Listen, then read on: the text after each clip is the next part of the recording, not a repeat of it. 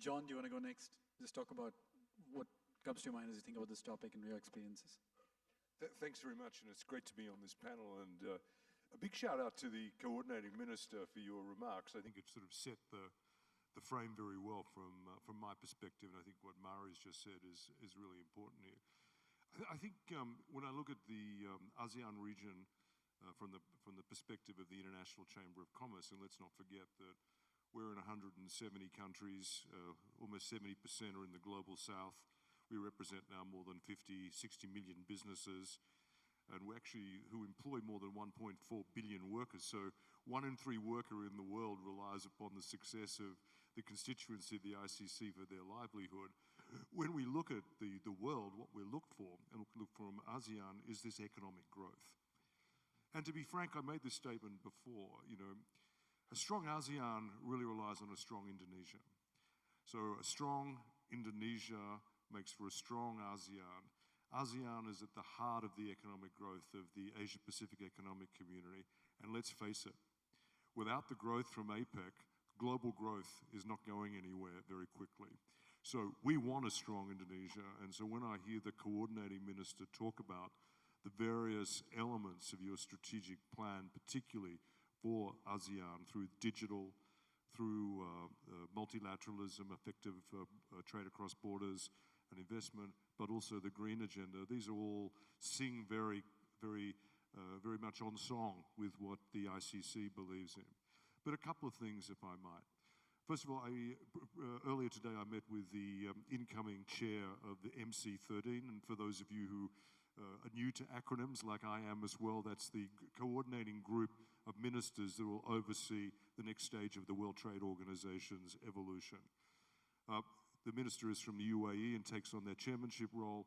And the point I make, this is incredibly important. An effectively curated public commons that enables global trade to operate is actually in the interests, not just of business, but of communities and of human beings. We've got to move away from trade being seen as an object. It actually is a real live beneficiary or benefitter for the human condition. And so we want a functioning WTO, and we won't get a functioning WTO unless we're able to get process around ensuring that there's reform of it to make it relevant to the 21st century, but we also have an accountability mechanism there. So we want to see that as an outcome. We want to see an effective way of resolving disputes, which was always the purpose of the WTO. And I would just shout out to Indonesia as a key member of ASEAN, but also of the G20, to take that strong voice into the WTO meetings in February next year in Abu Dhabi. It's really important that your voice is heard in support of effectively functioning multilateralism. The other point you make, Minister, which I think is incredibly important, is the importance of digital. Let's never forget that there's a whole lot of things that need to be aligned to ensure that happens. We have created at the ICC a digital standards initiative to do practical stuff, like how do you take trade from analog to digital. We are creating those standards out of our ICC Digital Standards Initiative.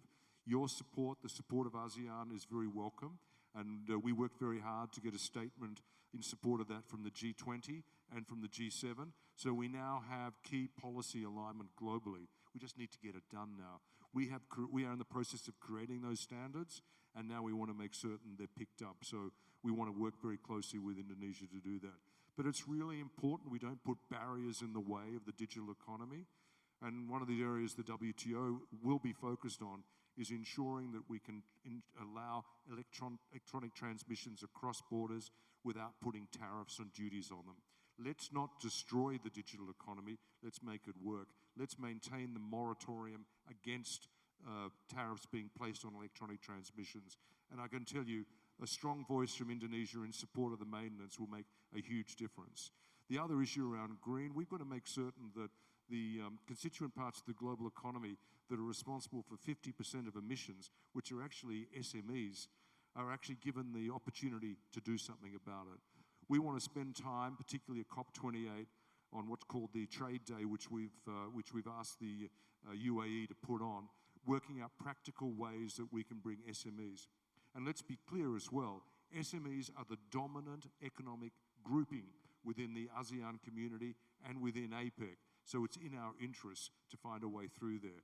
And there's certain elements of the project to do that we're actually responsible for, and we look forward to working with ASEAN, with the ASEAN business community, with my good friends at Carden and elsewhere to bring that about. So thanks very much, Aziz, and I'll stop there.